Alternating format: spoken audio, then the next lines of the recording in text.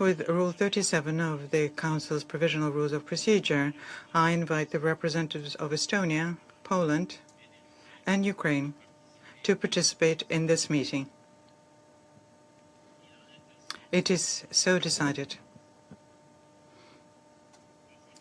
In accordance with Rule 39 of the Council's Provisional Rules of Procedure, I invite the following briefers to participate in this meeting.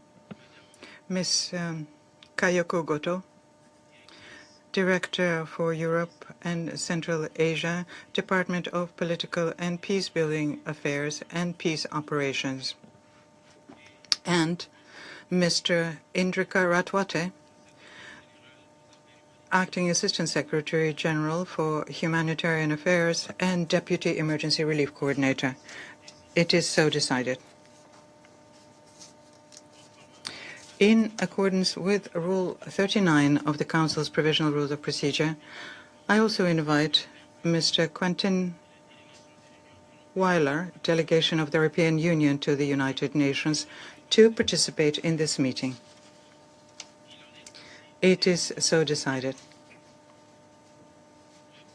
The Security Council will now begin its consideration of Item 2 of the agenda. I now give the floor to Ms. Kayoko Goto. Mr. President, Excellencies, since we last briefed this Council on 9 July, more than 170 civilians have reportedly been killed and 1,028 injured across Ukraine as a result of intensified aerial attacks by the Russian Federation. Residential buildings, playgrounds, gas stations, markets, and logistical warehouses have been hit. Kyiv has remained under constant bombardment. Just yesterday, the 8th major missile attack on the city this month struck the residential building. 3 people were reportedly injured. In July alone, at least 56 civilians have reportedly been killed and 232 injured in Kyiv.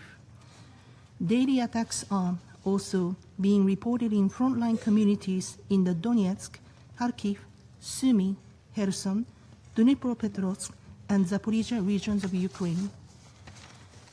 With many civilians killed by so-called guided aerial bombs with greater capability for accurate long-distance targeting. In one such attack, on 24 July, at least 6 people were reportedly killed and 9 others injured after guided aerial bombs struck the city of Slovyansk. Residential buildings, businesses, and the honorary consulate of Latvia were damaged. Earlier, on 11 July, guided aerial bombs struck residential areas in Sumy, killing 5 civilians, including a girl, and injuring 41 others, including children. In recent weeks, the Odessa region has been particularly heavily affected by repeated deadly strikes. Office for the High Commissioner for Human Rights, OHCHR, has verified that just this month, the Odessa region suffered at least 26 civilian deaths and 92 injuries. In total, since the start of the Russian Federation's full-scale invasion, OHCHR has verified that at least 1,431 civilians, including 803 children, have been killed in Ukraine. 48,613 more, including 2,960 children, have been injured. These figures account only for verified casualties. Actual figures are likely higher. Mr. President, as we reported in our last briefing, the summertime escalation has had an increasingly destructive impact on the areas of Ukraine temporarily occupied by the Russian Federation. On Saturday, occupying authorities reported that 12 people, including 5 children, were killed in a drone attack on a holiday camp in the Russian-occupied part of Ukraine's Zaporizhia region. In the Russian-occupied Autonomous Republic of Crimea and the city of Sevastopol, Ukrainian drone strikes on electrical substations have reportedly led to prolonged power and water outages across the peninsula. Inside the Russian Federation, local authorities continue to report increasing numbers of civilian casualties following Ukrainian strikes on oil and other industrial infrastructure in multiple regions, including most recently in Belgorod. They also report that commercial buildings and warehouses are increasingly targeted with deadly consequences for civilians. On 24 July, in Kirov region, northwest of Moscow, at least 6 people were reportedly killed and more than 24 others injured following attacks on industrial and logistical centers. On 18 July, Ukrainian drones reportedly hit large online retail warehouses in Tambov and Moscow regions, killing 8 people and injuring more than 60 others. Similar attacks have been reported almost daily since then. In the first half of the year, OHCHR has recorded reports by local authorities of 1,846 civilian casualties, 250 killed, and 1,596 injured in the Russian Federation. This represents a 121% increase compared with the same period in 2025. Mr. President, international humanitarian law clearly prohibits attacks on civilians and civilian infrastructure. As we repeatedly and consistently stress in all our briefings, these attacks are unacceptable, inexcusable, and must stop now. The United Nations continues to unequivocally condemn such attacks wherever they occur. Mr. President, for well over 4 years, the war in Ukraine has disrupted global energy and food supplies. As Ukraine has entered a new harvest season, the escalation of Russian attacks on ports and cargo ships in recent weeks raises renewed alarm about the wider regional and global impacts of this war. The Black Sea ports of Odessa, Chernomorsk, Pivdeny, Izmail, and Mykolaiv have been subjected to renewed systematic attacks by the Russian Federation. In the Odessa region, more than half a dozen attacks on civilian vessels were reported this month, reportedly killing or injuring 44 crew members. Many of the ships impacted by the strikes have been under third country flags and carrying food products. In one of the deadliest such attacks on 20 July, Russian missiles reportedly struck a Guinea-Bissau flagged ship near the port of Odessa, killing 10 people. The ship was carrying grain, and its crew consisted of Indian and Syrian nationals. Earlier, on 13 July, another Russian strike reportedly hit a Togolese-flagged vessel, unloading mineral fertilizers at the port of Odessa, killing 5 people, including 3 crew members, and injuring 10. In addition to attacks on ports and civilian ships, the Russian Federation has also intensified attacks on Ukraine's food industry infrastructure, agricultural equipment and fields, destroying crops ready for harvest and export. 4 out of the 13 major grain terminals in Odessa region ports have reportedly suspended their grain purchases due to threat of attacks. At the same time, Ukraine has expanded attacks against Russian and Russian-linked maritime logistics, including oil tankers. More than 100 vessels have reportedly been struck in the Sea of Azov in July, prompting restrictions on navigation in the Sea of Azov. The consequences of this latest escalation are already visible in global agricultural markets. According to the United Nations Conference on Trade and Development, UNCTAD, wheat prices have climbed 20% from the beginning of the month and are at their highest since March 2024. Further disruption in the Black Sea and the Sea of Azov, as well as in other critical areas, could drive up freight, insurance, food, and energy costs, with grave consequences for vulnerable and import-dependent developing countries. We urge maximum restraint against actions that endanger civilian maritime navigation. Mr. President, on 15 July, the International Atomic Energy Agency, IAEA, reported that the Zaporizhzhia nuclear power plant experienced its 22nd complete loss of off-site power since the start of the war. 10 such incidents have occurred in the past 3 months alone, underscoring the deteriorating reliability of the electrical grid necessary for safe operations of the largest nuclear power plant in Europe. IAEA has also expressed concern over several drone attacks in the nearby town of Enerhoda, under the temporary occupation of the Russian Federation, where many of the plant's staff reside. The persistent physical danger adds to the extremely difficult circumstances under which they continue to work tirelessly to safeguard the plant's operations.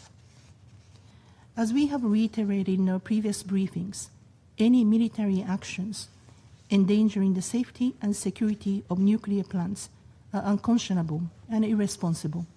We urge maximum restraint to avoid any risk of a nuclear accident.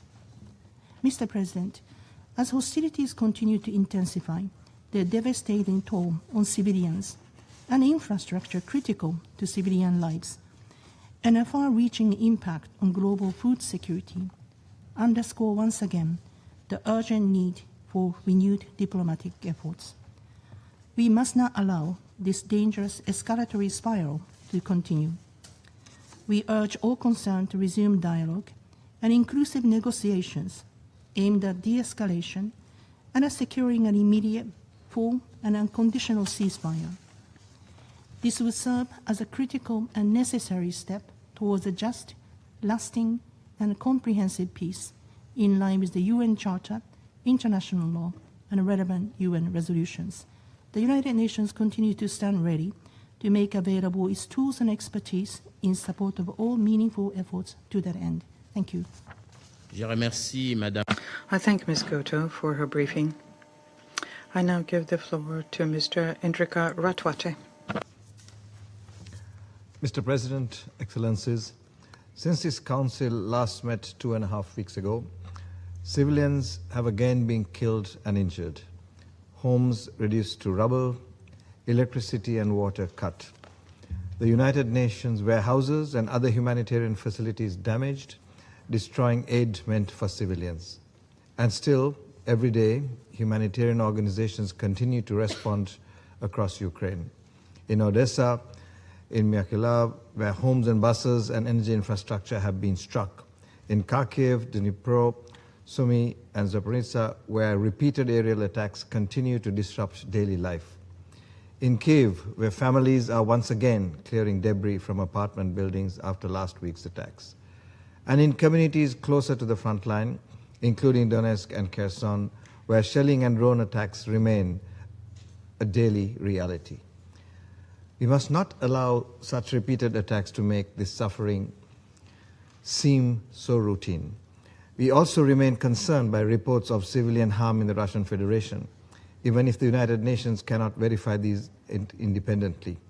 Long-range drone attacks have reportedly continued to cause civilian casualties and damage infrastructure. For example, on 17th and 18th July, Russian authorities have reported attacks, including strikes on the Wildberries Logistics Center in Moscow and Tambov regions that killed 8 civilians and caused injuries to 86 others. Different cities, different attacks, the same result. Civilians paying the price. This must never become normal. Mr. President, each round of attacks bring renewed harm to civilians. More families grieve, more homes are damaged, more essential services are cut, and more communities are forced to put recovery on hold. For many communities, this is now the 4th summer spent under the shadow of continued hostilities, while fearful about the winter to come. For others, suffering has lasted even longer. Mr. President, as tactics and scope of this conflict shift, so too must the way in which humanitarian organizations work. Every morning begins with the same question: how can we reach people safely? The question is becoming harder to answer. Aid supplies are moved, warehouses are relocated, convoy routes are reviewed. The work changes, but the purpose does not. Even as humanitarian organizations respond to today's emergencies, they are already preparing for winter. They are pre-positioning supplies, supporting repairs to homes and critical infrastructure. Last week, they launched the annual winter response plan because communities already battered by war cannot be left to face another winter without support. Mr. President, humanitarian actors remain determined to reach people in need despite this difficult and challenging environment.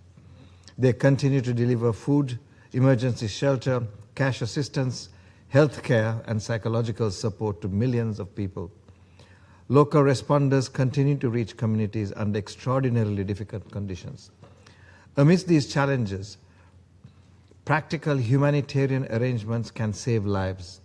They can support safe and voluntary evacuation of civilians and allow life-saving aid to reach civilians in need. OCHA remains committed to pursuing such practical arrangements. Mr. President, 4.5 years since the escalation of hostilities, the dangers civilians face and the way humanitarian organizations work have changed. But the obligation of parties under international humanitarian law remain unchanged and unequivocal. Wherever the parties take their military operations, civilians, including humanitarians, must be protected. The infrastructure civilians depend on must be spared. Humanitarian relief must be allowed to reach civilians in need. The parties must honor the protective purpose of international humanitarian law. Mr. President, we will keep adapting because civilians need us to adapt. We will replace destroyed supplies. We will continue working alongside local responders and continue helping civilians. But our determination should not be confused with acceptance. Humanitarian organizations find ways to keep working because this is their job. But that does not make these conditions acceptable. Nor should the extraordinary determination of civilians be mistaken for an unlimited ability to endure suffering. Humanitarian organizations will keep doing everything they can, but they cannot compensate for failures to uphold the protective aim of international humanitarian law. The responsibility to spare civilians and meet their essential needs rests with the parties to the conflict. Those with influence over them have a responsibility as well. International law is not optional. I thank you. Je remercie. I thank Mr. Ratwater for his briefing. I now give the floor to those council members who wish to make statements. I give the floor to the representative of Latvia. Merci, Monsieur le Président. I thank Director Goto and Acting Secretary General Ratwater for their detailed and factual briefings. The briefings today clearly demonstrate that Russia continues to intensify a deliberate campaign against civilians in densely populated areas. On 19th of July, Kiev endured yet again one of the largest reported missile attacks since the start of the full-scale invasion, while guided aerial bombs struck residential areas of the city of Zaporizhia. Deadly attacks against Ukrainian civilians continue daily. On 24th of July, in an attack against the frontline city of Slavyansk, Donetsk region, a Russian Kab-250 guided aerial bomb destroyed the building of Latvia's honorary consulate, the only permanently working European presence serving the frontline region. There were no military installations or objects nearby. That day in Slavyansk, at least 6 civilians were killed and dozens more injured, including 2 staff members of our consulate. And we express our deepest condolences to the families of those killed in these attacks, barbaric attacks, and wish full and fast recovery to all injured. Latvia strongly condemns Russia's attack against our honorary consulate, and we thank our partners for their solidarity. Mr. President, the aggressor has to be stopped. Over 66,000 civilians have been killed or injured in Ukraine since 2022. Damage and destruction of housing stock has affected 3 million households in the first 4 years of this war. Latvia condemns in the strongest possible terms Russia's complete disregard of international humanitarian law. Russia can destroy buildings. It cannot break Ukraine's will for freedom, nor Latvia's unwavering support to it. Consequences of Russia's war of aggression spill over beyond Ukraine's borders. Russia's reckless and escalatory actions in Europe continue. We express our solidarity with our ally Romania, whose airspace has been violated by drone incursions for these 3 consecutive days, a direct consequence of Russia's aggression against Ukraine. And I have to draw the Council's attention that on 19th of July in Riga, Latvia, a civil society warehouse storing humanitarian aid for Ukraine was set ablaze. Latvia's law enforcement institutions are conducting an investigation into this act of sabotage. Mr. President, Russia's deliberate attacks directly affect global food security. Before Russia's aggression, Ukraine was the breadbasket of the world. Ukraine was the main sourcing country for the World Food Programme, providing 19.8% of all quantities sourced and feeding around 400 million people in humanitarian emergencies. Even now, Ukraine remains a vital hub for the UN humanitarian food procurement for global crisis zones, from Gaza and Sudan to Bangladesh, while simultaneously delivering food aid to millions of Ukrainians on the front lines. Despite having 19% of its agricultural land occupied and over 25% of its territory suspected of contamination by mines and exploded ordnance. On 17th of July, the World Food Programme warehouse in the city of Dnipro was attacked by drones 4 times in the span of 24 hours. These are not isolated incidents. World Food Programme has registered more than 90 such attacks over the last 2 years. On 19th July, 3 Russian cruise missiles hit a Guinea-Bissau flagged Turkey-owned civilian grain ship, killing 10 crew members from India and Syria, and a Ukrainian pilot. Again, not an isolated case. Civilian merchant ships and ports are regular Russian targets. Over the past month, there have been increased reports of Russia's drones deliberately dropping incendiary munitions on crop fields across Ukraine to burn down this year's harvest. Mr. President, Russia is the sole obstacle to an immediate, full, and unconditional ceasefire we are all calling for. Russia continues to use imperialist and neocolonial justifications and means in its war against the UN Charter, international humanitarian law, and international human rights. Ukraine has our full support in its fight for its sovereignty, territorial integrity, and political independence. Thank you. I thank the representative of Latvia for the statement, and I'll give the floor to the representative of Denmark. Thank you, Mr. President.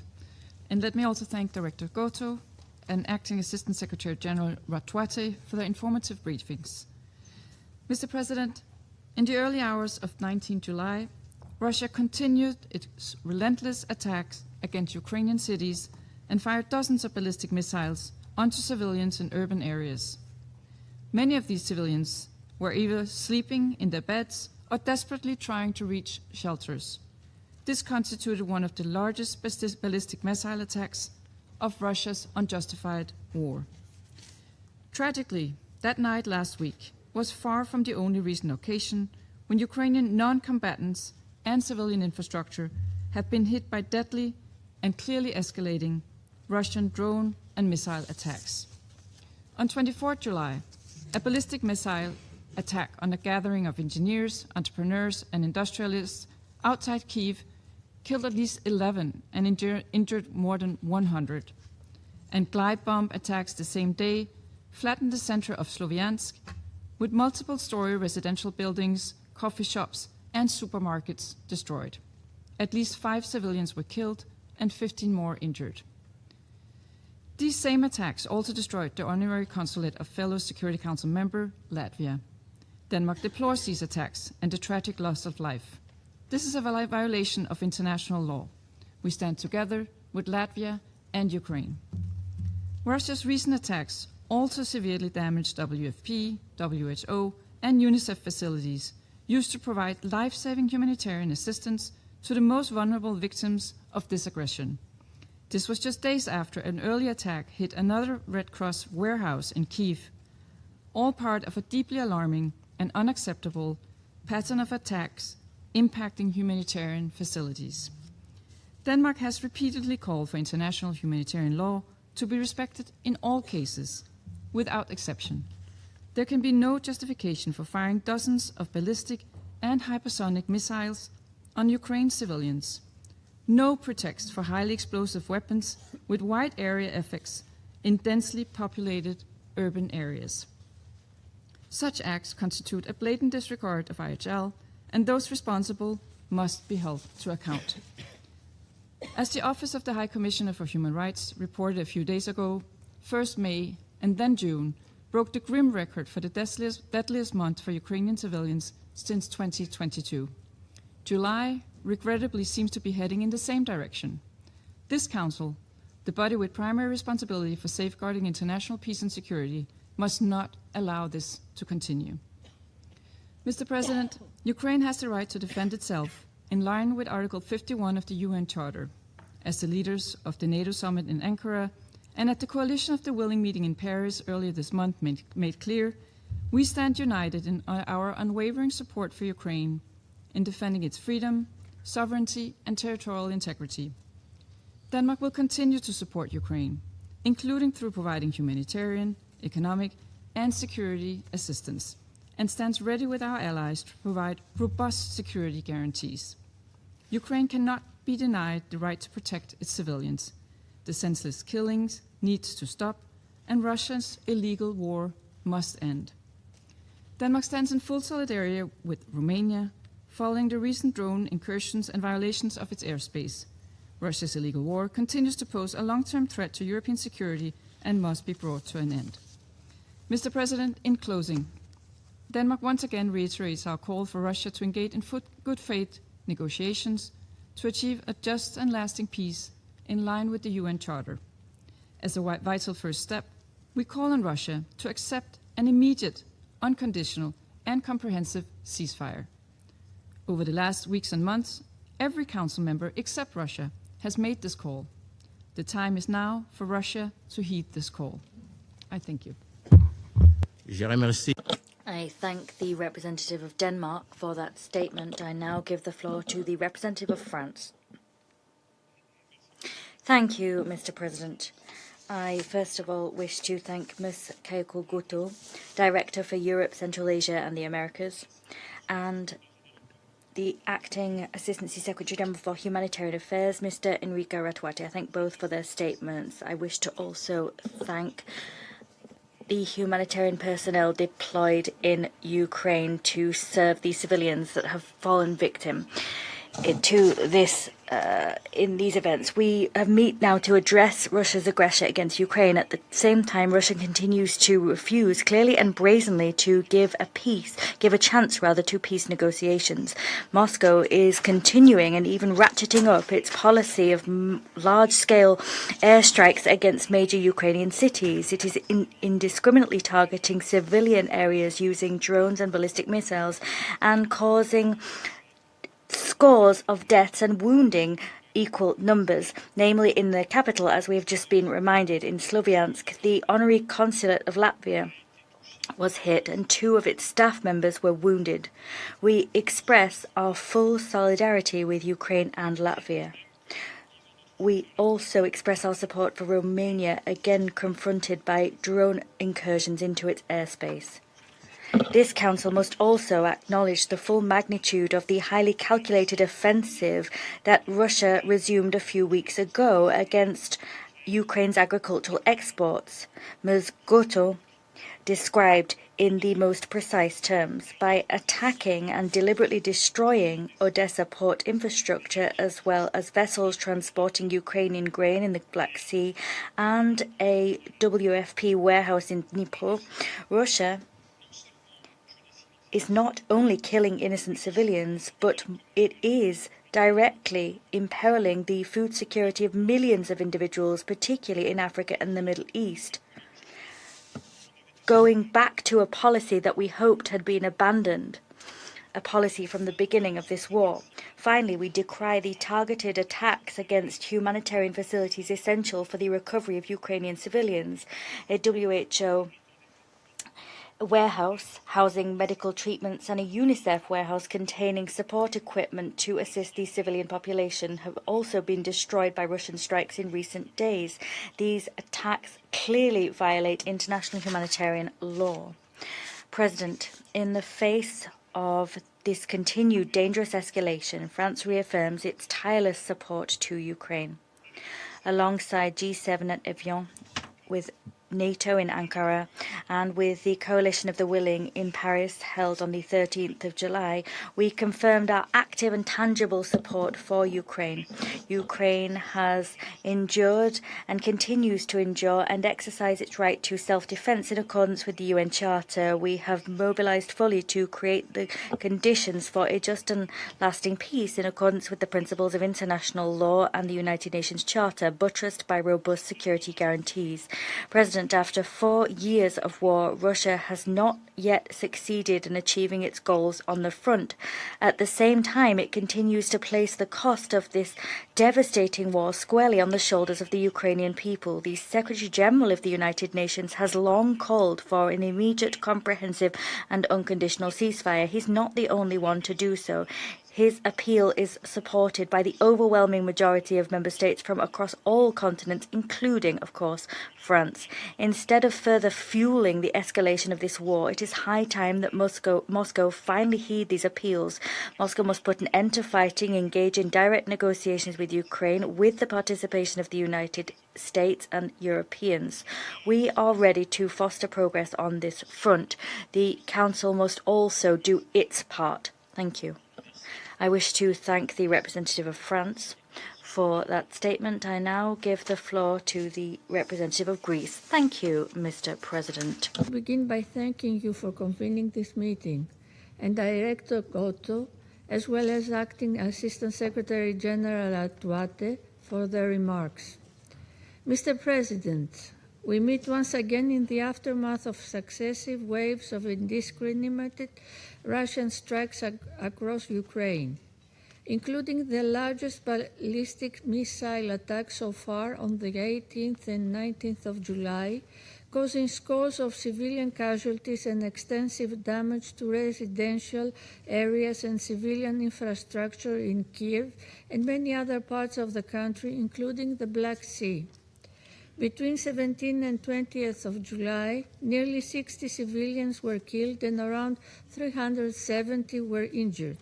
Among the targets was a recreation park in Odessa, and children was once more again among the victims.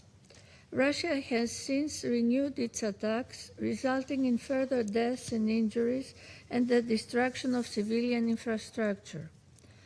Most recently, the honorary consulate in Latvia, in Sloviansk, was attacked and severely damaged. Diplomatic and consular premises should never be targeted.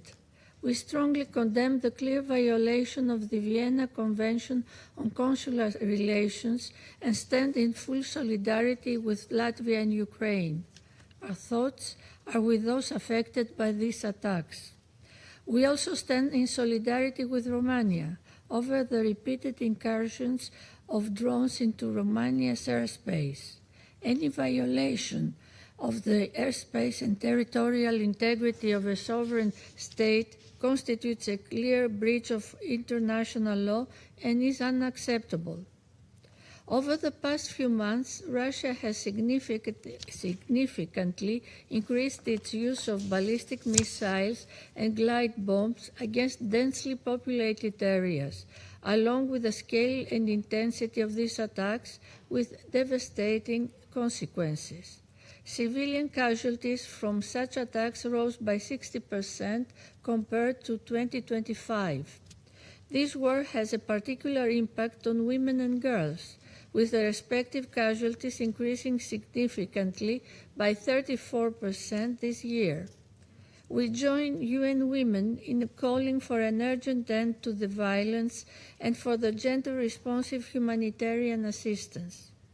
Mr. President, This Council has convened repeatedly in recent months due to Russia's attacks.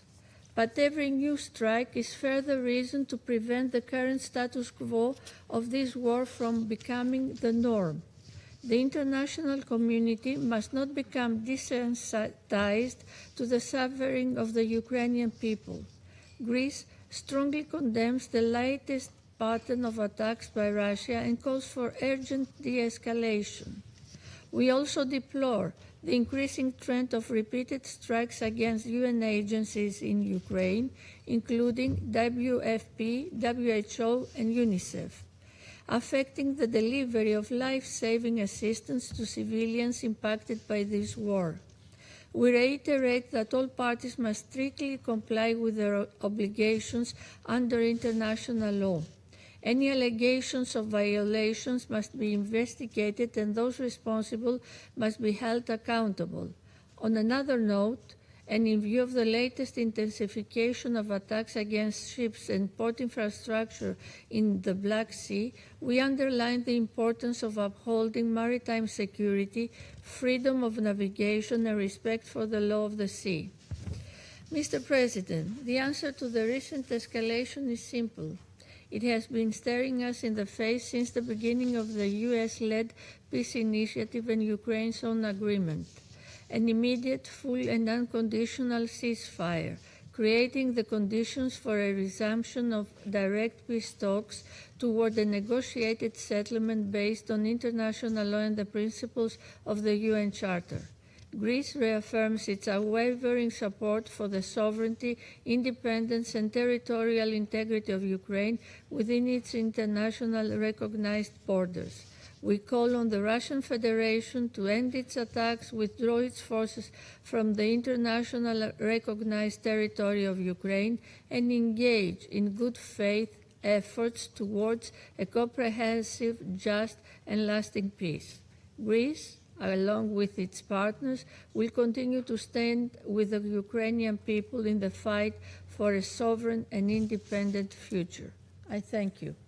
Je remercie la représentante. I wish to thank the representative of Greece for that statement. I now give the floor to the representative of the United Kingdom. Thank you, Mr. President, and thank you to Director Gauthier and to Acting Assistant Secretary General Ratouet for their briefings. As we've heard today, Russia continues to escalate in its violence against Ukraine. Russia's on track to fire well over 300 missiles at Ukraine in July, a grim war record. Around half have been directed at Kyiv alone, and the consequences are clear in the rising civilian casualty figures, but also in Russia's continued attacks on civilian and commercial infrastructure. On the 19th of July, 3 cruise missiles struck a cargo ship carrying grain from Odessa, killing 10 civilians. On the 24th of July, further attacks killed and injured civilians in Kyiv and damaged the Latvian honorary consulate in Sloviansk. And Russia's reckless actions have also resulted in repeated drone incursions into Romania over the past 4 days. The United Kingdom stands in full solidarity with Ukraine, as well as with Latvia and Romania. Russia seeks to draw a parallel between its sustained bombardment of Ukrainian cities, its illegal and brutal occupation of Ukrainian territory, and Ukraine's efforts to defend itself. But there is no equivalence. Ukraine is exercising its Article 51 right to self-defense under the UN Charter. And we welcome the announcement on the 13th of July of the Anti-Ballistic Missile Coalition, which will help Ukraine better protect civilians from Russian attacks. As the General Assembly has declared repeatedly, Russia's invasion is a violation of international law. And for what benefit? Russia now spends more on compensation for the families of dead soldiers than it does on salaries for the living. Civilians are queuing for fuel across Russia. 42% of refining capacity has been disabled, and a country with some of the largest oil reserves in the world is now importing fuel. Growth has fallen, the deficit has doubled, and the real incomes of ordinary Russians continues to decline. I urge Russia to heed global calls for an immediate, unconditional and comprehensive ceasefire. We all want a just and lasting peace in Ukraine.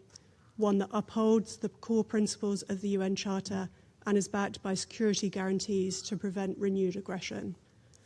Colleagues, as my Prime Minister has made clear ahead of his meeting today with President Zelensky, the United Kingdom remains resolute in its unwavering in its commitment to Ukraine.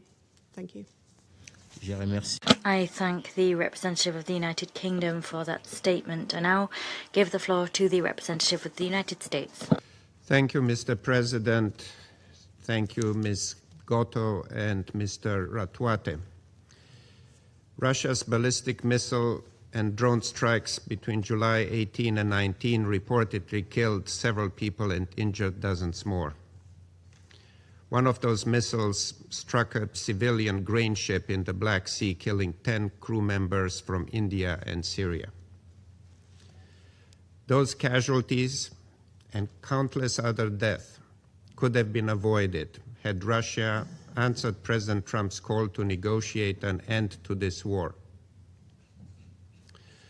As we have said before, there is no military solution to this war. Both Ukraine and Russia must return to the negotiating table. Far too much blood has been spilled. The world is paying a heavy price because of this war. It must end. The United States renews its call for an immediate ceasefire and for Russia and Ukraine to negotiate in good faith a durable resolution of this war.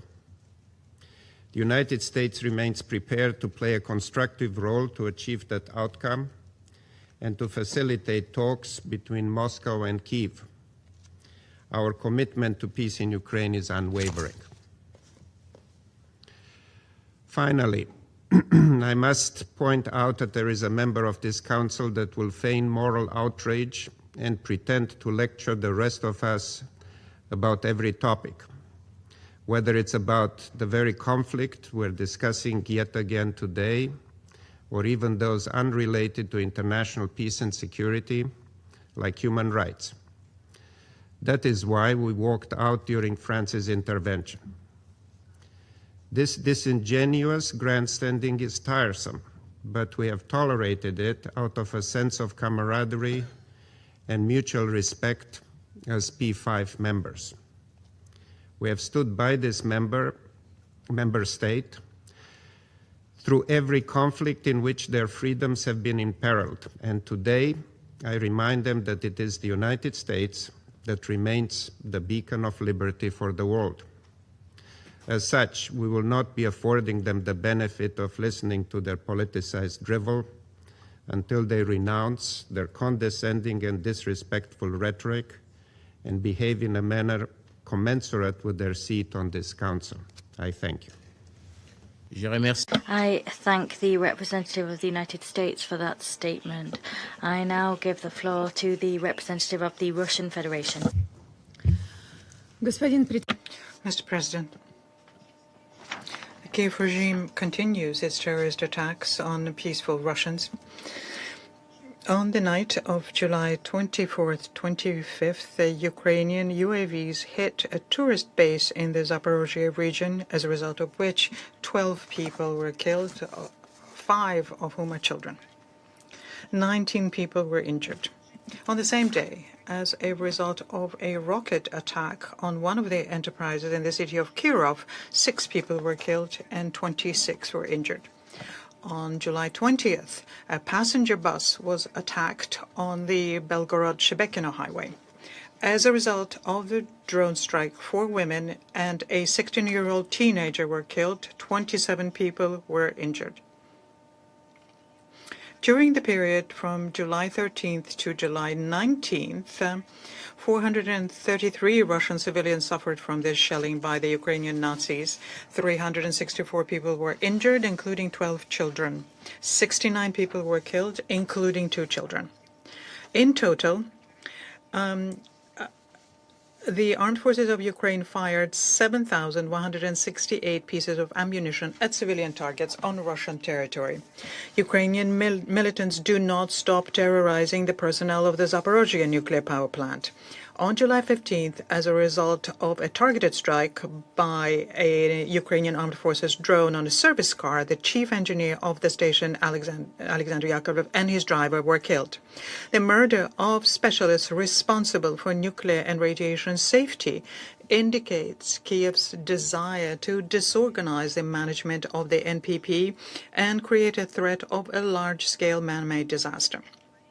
As we already said at the last meeting, the terror of the Kiev regime is becoming increasingly internationalized. Neither the territory of Europe nor foreign operators are immune anymore. From July 17th to July 20th, several tankers were deliberately attacked near the Caspian Pipeline Consortium marine terminal near Novorossiysk, including vessels chartered by Tengiz Chevroil and Kazmunay gas companies in the interest of the oil industry of Kazakhstan. This is the fifth attack on civilian facilities of the consortium which unites the largest energy enterprises in Russia, Kazakhstan, the United States, and Western European countries. Colleagues, no normal person can justify targeted strikes on sleeping tourists or buses with civilians, even though the representative of the UK did try to do just that today. But we will venture to assume the following rationale. Zelensky mistakenly expects in this way to reverse the very unfortunate situation for him at the front, so as to intimidate the civilian population of Russia, to provide an information backdrop of victory in the Ukrainian and Western media in order to continue receiving weapons and money from sponsors. The complicity and participation of Western countries in these attacks is beyond doubt. Let's look at the results of the 15th meeting of the so-called Coalition of the Willing held in Paris on July 13th under the co-chairmanship of France and the UK. The participants of this gathering announced their intention to continue supplying weapons to Kiev, increasing pressure on Russia, and providing support to Ukraine.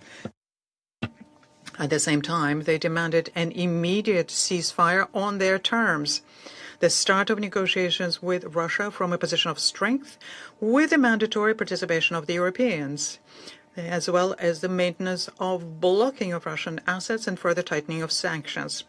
They also confirmed their intention to provide the Kiev regime with security guarantees after the ceasefire, which the meeting participants tried to present as exclusively defensive. But the content of the outcome document exposes this verbal disguise. It directly states that the multinational forces will have to restore the potential of the armed forces of Ukraine and will to provide support to Kiev on land, in the air, and at sea. In other words, behind the loud slogans about peace, there is a very simple plan: to use the respite to rearm Kiev and prepare a new round of confrontation with Russia. We have gone through this already, and this will not happen. I appeal to the European members of the Coalition of the Willing. The deployment of military contingents of your states on the territory of Ukraine will mean foreign intervention which poses a direct threat to Russia's security. Your units will be considered by us as legitimate military targets. But European capitals have not limited themselves to the training of foreign contingents. At the same meeting, the creation of an anti-ballistic coalition with the participation of 9 states was announced. Under the guise of assurances about the exclusively defensive nature of the initiative, the Europeans intend to unite their military-industrial complexes, expand weapons production in Ukraine, and use its territory as a testing ground. It is telling that immediately after the meeting, President Macron announced the transfer of licenses for the production of Scalp cruise missiles, Aster 30 anti-aircraft missiles for the SAMP-P air defense systems, and Hammer-guided aerial bombs. This very clearly demonstrates the hypocrisy of the coalitions. Behind the talk of defense, there is a course to expand Kiev's long-range arsenal and further escalate the conflict with Russia. do they realize where this is leading their own countries? And this is a big question. But, Mr. President, they do know very well what this means for the Ukrainians. After all, the cynicism of Kiev's Western patrons has no bounds. For all these military plans, Zelensky will provide the infrastructure and, most importantly, his population. Ordinary citizens of Ukraine are expendable for continuing the war against Russia to the last Ukrainian. The European Union has agreed on a multi-billion-dollar loan for Kiev on the condition that the problem of the shortage of military personnel is solved. And this can only be done by tightening mobilization and lowering the conscription age. The Ukrainians themselves, by the way, do not want to die for the interests of the corrupt regime in Kiev. In Ukraine, a real manhunt of men of military age has been launched. Victims are being caught on the street and pulled out of transport, people illegally broke into private houses and apartments, and then the victims are forcibly sent to the front. Those who resist are severely beaten, including sometimes to death. The madness to which this mobilization orgy has brought Ukrainian society can be seen through the recent events in Lvov. After the representative of the Territorial Recruitment Center employees forcibly pushed a man into the car, hundreds of citizens surrounded the military commissar, smashed their cars, and one of the employees tore off his clothes. People have been driven to such despair that they are ready to tear apart the people catchers from the territorial center with their own hands. Even the representative of the Ukrainian authorities, Ombudsman Drew Prelubinets, could not stand this and said, I quote, "Society is turning into a kind of court of lynch and has almost reached the boiling point." Do Western countries care about human rights in Ukraine? Of course not, because they've already paid for the lives of these slaves with their billions and consider this to be a fairly good financial deal. The European members of the Security Council will again remain silent about what is happening. They will also pass over in complete silence over the statements of the newly minted Commander-in-Chief of the Armed Forces of Ukraine, Drapate, when he said, and I quote, that the Russian nation has no right to exist. Apart from us, does none of the members of the Council still see this as an outright neo-Nazism? It is also telling that it's people with such beliefs that the West wishes victory upon. They continue to talk about some kind of a turning point at the front, but they refuse to see the simple logic. If this is so, then why is Zelensky now forced to replace the Minister of Defense and the Commander-in-Chief? Is this deliberate information, or are you trying to self-convince yourselves or something? In any case, the collision between the illusion and reality is inevitable. And the reality is that the Russian army is step-by-step expanding its area of control, disrupting the transfer of reserves, disrupting the supply of the armed forces of Ukraine, and is consistently disabling the facilities that provide supplies to the Ukrainian military machine. An attempt to challenge, for example, the fact that the Russian forces captured Konstantinovka ended for Kiev propagandists with the fact that the military sent there with a flag and portrait of Zelensky and Syrskyi were taken prisoner. The illusion did not materialize, but in reality, these two specific Ukrainians managed to survive. On the night of July 18th to 19th, the Russian armed forces launched a massive strike with high-precision weapons and drone strikes on enterprises of the Ukrainian military-industrial complex and military logistics in Kiev and Odessa oblasts. In Kiev, the radionics, Spetoboronmash, Meridian, and Oakline enterprises involved in the production of components for the Flamingo, FP7, FP9, and Neptune MD missiles. The repair of aircraft systems, as well as the manufacture and storage of drones, were hit. Strikes were also inflicted on the sorting terminals of Nova Pochta and the logistics center in Tarasovka, which were used for the delivery and distribution of dual-use goods and components for UAVs. In the port of Yuzhny, tanks with fuel and lubricants intended to supply the armed forces of Ukraine were destroyed. On July 24th, a group strike was carried out on a facility in the suburb of Kiev, where a demonstration of Ukrainian foreign-made UAVs used to strike civilian targets on Russian territory was carried out. Once again, we emphasize that the Russian armed forces strike exclusively at specific facilities involved in supplying the armed forces of Ukraine. In itself, the formal attribution of an object to the civilian sphere does not change the nature of its actual use. Kiev, on the other hand, deliberately places military production equipment in warehouses in urban area, uses civilian enterprises and transport in the interest of the army, and then speculates on the consequences, trying to shift the responsibility for its own practice of militarization of civilian infrastructure and violation of international humanitarian law onto Russia. This is confirmed by numerous footage of the secondary explosions of objects, as was in the Kiev suburb of Vishnyovo or on the ships in the Black Sea. In conclusion, we would like to emphasize that Russia has not changed its plans and will continue to respond to the hostilities unleashed by the Kiev regime with the support of the West against southeastern Ukraine and against Russia. We will not agree to any pseudo-agreements that do not take into account Russia's national interests, and realistic proposals are still not visible. Therefore, we will continue to achieve the stated goals and objectives of the special military operation. I thank you for your attention. I thank the representative of the Russian Federation for that statement. I now give the floor to the representative of Colombia.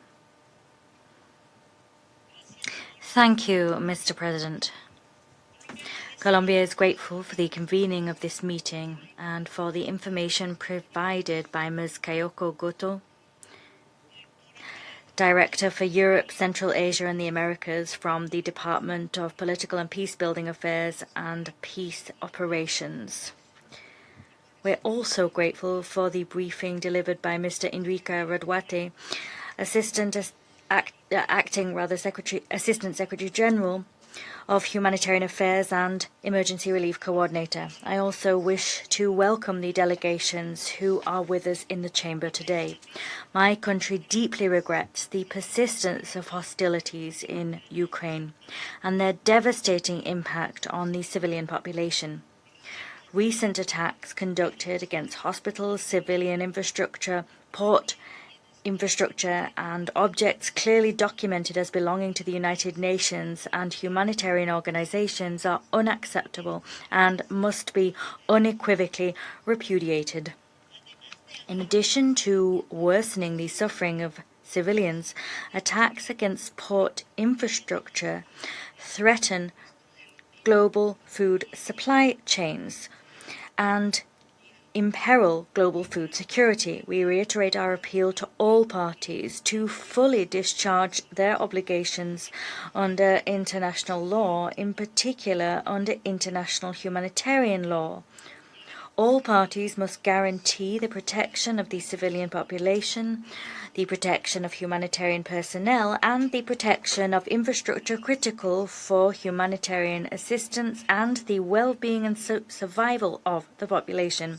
Against this backdrop, Colombia wishes to recognize the work performed by humanitarian personnel and UN agencies who, in spite of bitterly difficult security conditions, continue to bring vital assistance to those communities most affected by the conflict.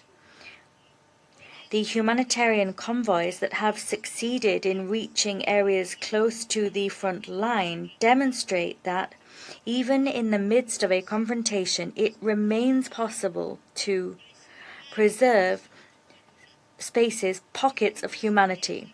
This space must be protected as demanded by international humanitarian law, guaranteeing safe, rapid, sustained and unfettered humanitarian access reduces the suffering of the civilian population and contributes to creating the minimal conditions required for diplomacy to take root. Mr. President, Colombia takes note of the statements expressing readiness to engage in dialogue made by the parties in myriad arenas in recent months. However, these statements must be translated into tangible and verifiable steps towards de-escalation, including towards an immediate, genuine and effective cessation of hostilities. The desire to move towards a negotiated solution cannot be measured solely by statements made. This desire must be reflected in tangible decisions which serve to reduce violence, protect the civilian population, and preserve humanitarian space. At the same time, Colombia wishes to underscore that any political solution must be fleshed out within the framework of the United Nations Charter and international law. Precisely for this reason, my country reiterates its support for all efforts designed to promote dialogue, diplomacy, and the peaceful solution of disputes. We recognize the importance of all of them to reduce tensions and to create spaces of understanding between the parties.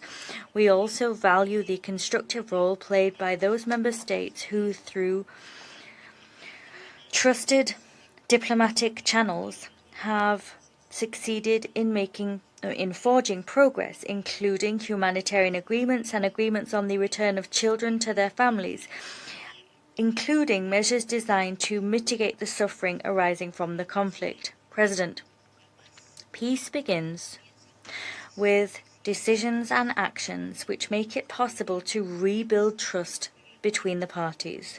The intention to move towards a negotiated, peaceful and lasting solution must go hand in hand with efforts which make it possible to rebuild the lives of communities affected so that they can live with security and dignity in accordance with the principles of the United Nations Charter and international law. I thank you. I thank the representative of Colombia for the statement.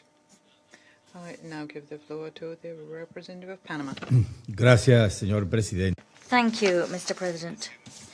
We thank Ms. Kayoko Goto, Director for Europe, Central Asia and the Americas from the Department of Political and Peace-Building Affairs. And we also thank Mr. Enrique Raduate, Acting Assistant Secretary General from OCHA.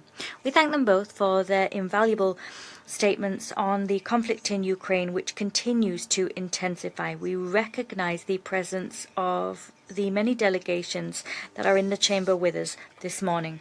Since the 1st of January 2025, the Security Council has held 33 meetings on the situation in Ukraine. However, in spite of the intense and frequent nature of our discussions, we have not yet succeeded in producing tangible results which have allowed a credible path towards the end of the conflict to emerge on the horizon. After more than 4 years of war, we may well ask ourselves how many more council meetings will be necessary to convince the parties of an inescapable reality, that this conflict will have no military solution. As we speak, the human cost of this conflict continues to rise.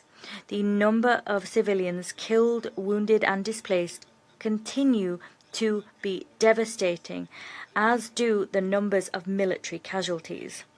Humanitarian assistance continues to be targeted in attacks. Regrettably, we have received reports of damage wrought to several warehouses storing humanitarian supplies. These include facilities of the World Food Programme in Dnipro and storage warehouses managed by the World Health Organization and UNICEF in Kyiv.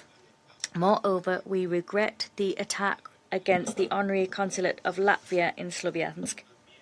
It is also a source of grave concern to note the recruitment of young people of various nationalities who are participating as fighters in this conflict. They are vulnerable to recruitment as a result of root causes which deserve our attention. And we also deeply regret that a number of them have lost their lives.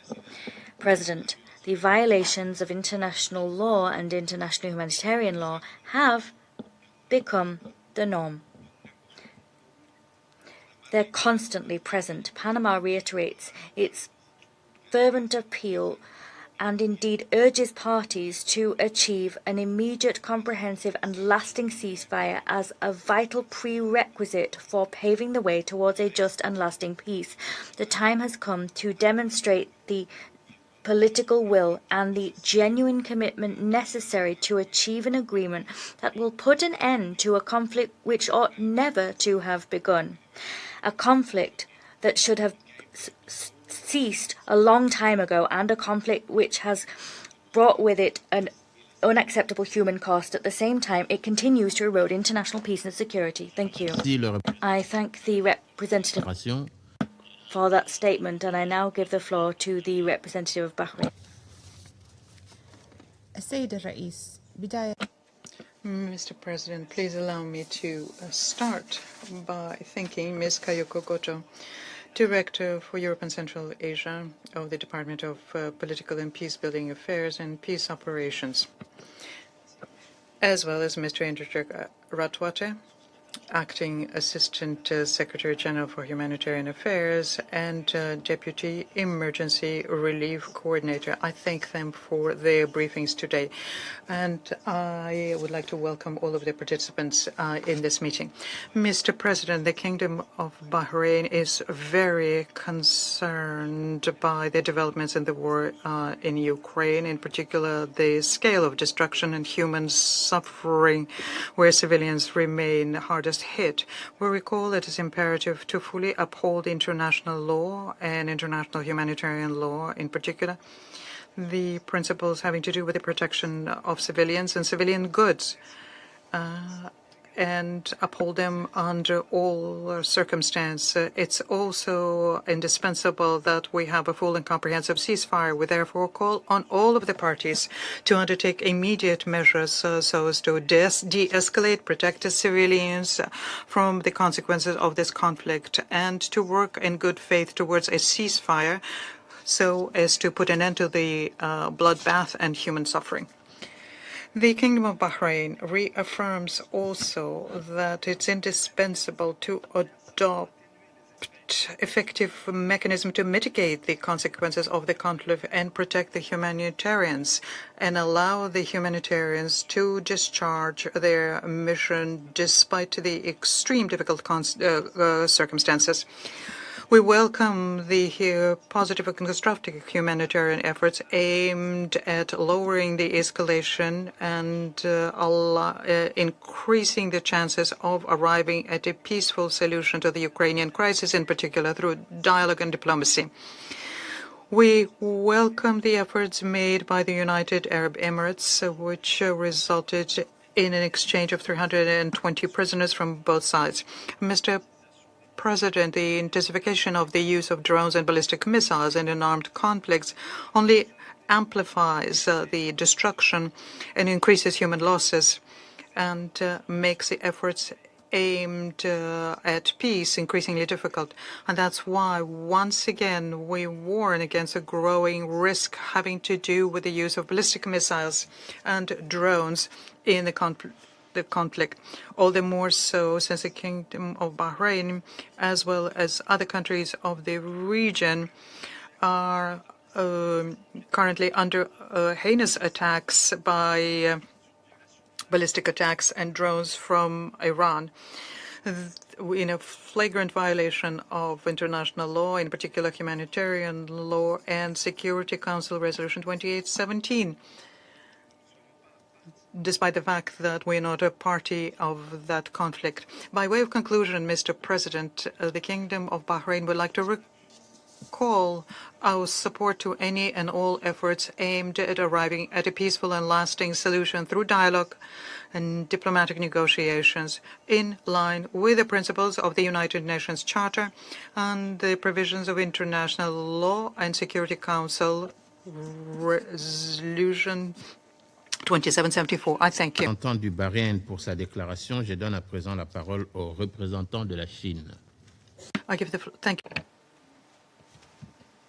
President, I thank Director Goto and Acting Assistant Secretary General Ratwate for their briefings. The current developments regarding the Ukraine issue are deeply concerning. Recently, multiple attacks have occurred, resulting in significant casualties and damage to infrastructure on both sides.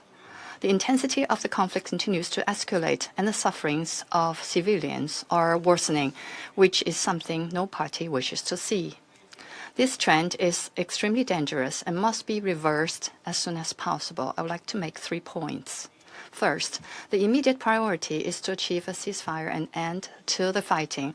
Recent developments have once again demonstrated that there are no winners in conflict and confrontation. Escalation of hostilities will only bring greater sufferings to civilians. An early ceasefire and end to the fighting serve the fundamental and long-term interests of the parties concerned and also meet the shared expectations of the international community.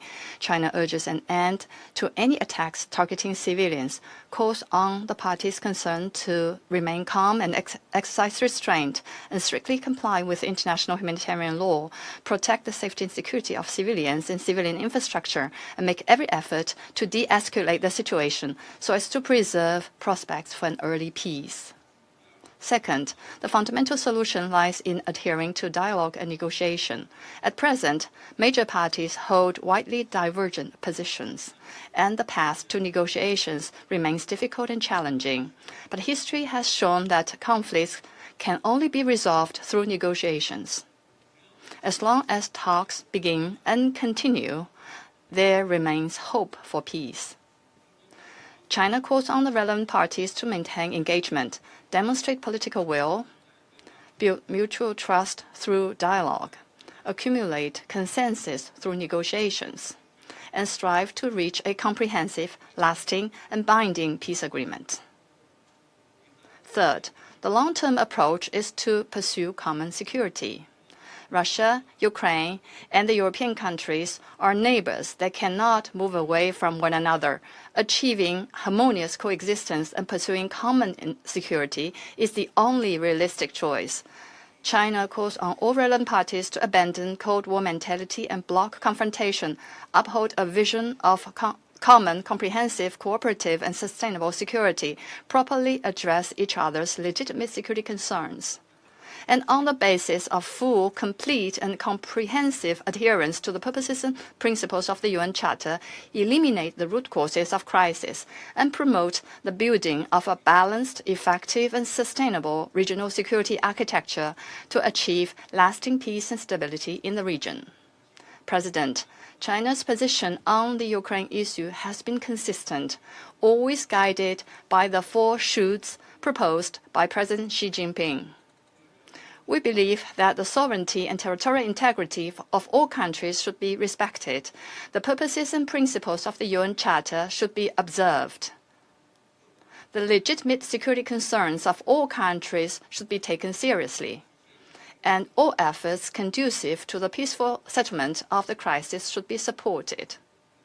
China firmly supports a ceasefire and an end to the fighting. We maintain close communication with Russia, Ukraine, and all other relevant parties, actively conduct shuttle diplomacy, and have undertaken extensive efforts in our own way to promote peace talks. China stands ready to work with the international community and continue to play a constructive role in advancing a political settlement of the crisis. I thank you, President. I thank the representative of China for the statement. I now give the floor to the representative of Somalia. Thank you, Mr. President. At the outset, we thank Director Goto and Acting ASG Ratwati for their briefings. As we gather here again, we remain deeply concerned by the ongoing hostilities and the continued worsening of this humanitarian and security situation in Ukraine. Recent developments demonstrate that the longer this conflict continues, the longer human suffering is prolonged and the prospect for sustainable peace diminished. Mr. President, we are deeply troubled by the continuous escalation of military actions, including those targeting civilian and civilian infrastructure. The protection of civilian and civilian infrastructure are non-negotiable obligations enshrined in international humanitarian law. In this regard, we call on all parties to strictly adhere to their obligations under international law and international humanitarian law, and to protect schools, hospitals, and homes. Mr. President, we are convinced that there is no military solution to this protracted conflict. Diplomacy and dialogue are the only viable means to bring this crisis to an end. We reiterate that all parties must prioritize de-escalation, exercise utmost restraint, and commit to an immediate and comprehensive ceasefire. Mr. President, while we note the complex challenges surrounding the diplomatic engagement, we acknowledge the high-level contacts and discussions aimed at exploring pathways toward peace. We encourage all international efforts and bilateral engagement that seek to build trust and establish constructive path toward a de-escalation of hostilities. A durable and just resolution must address the underlying root causes of the conflict and fully be consistent with the purpose and the principles of the United Nations Charter.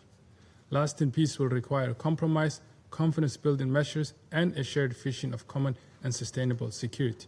In closing, Mr. President, my delegation reaffirms its unwavering support for all diplomatic efforts to achieve a resolution that restores peace, security, stability in the region.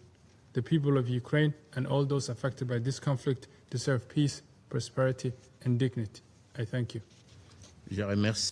I thank the representative of Somalia for the statement. I now give the floor to the representative of Liberia.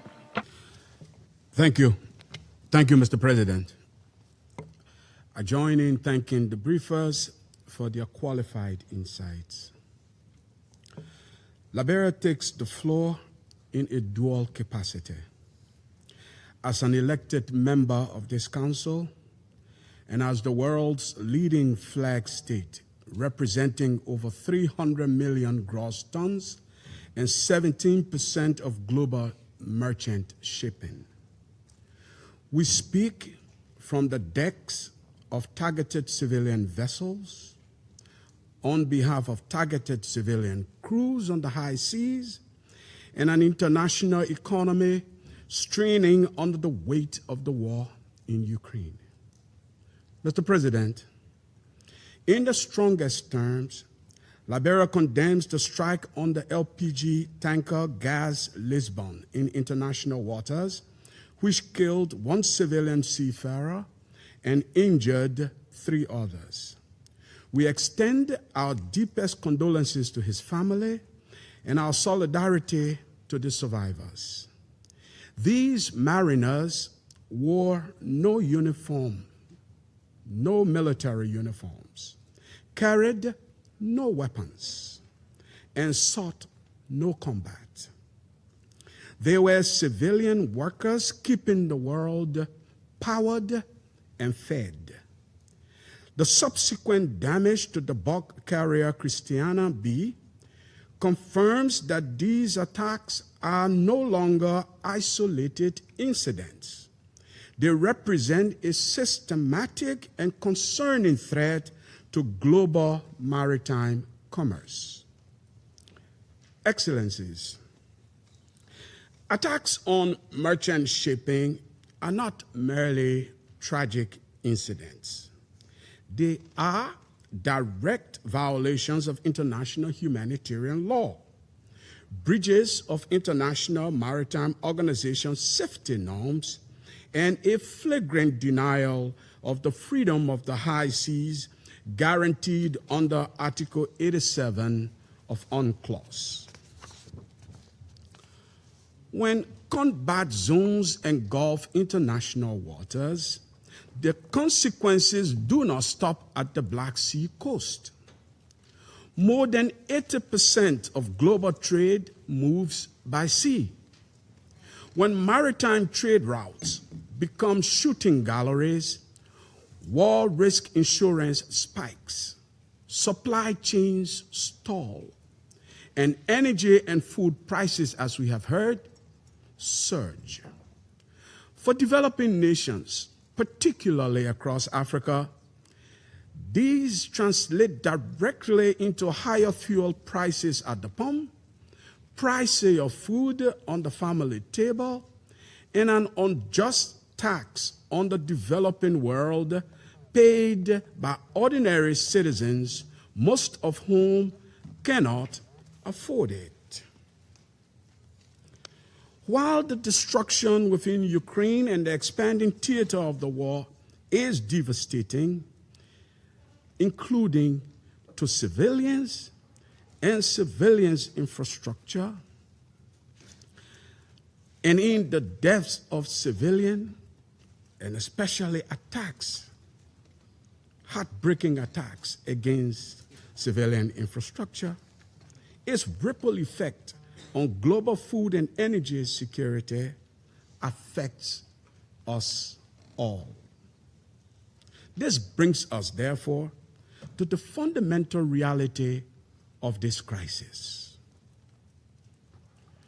We view the persistent refusal to abandon military escalation not as strength, but as a fatal diplomatic intransigence, a tragic unwillingness to face the inescapable truth of this conflict. History offers us a stark, unyielding lesson. When this war finally ends, as all wars inevitably do, it will end at a negotiation table with mostly the same diplomatic interventions that are available to the parties today. The principles of sovereignty and international law will not change. The only difference between a settlement reached today and a settlement reached years from now is the intervening death, irreversible destruction, and wasted human life that no treaty can ever undo.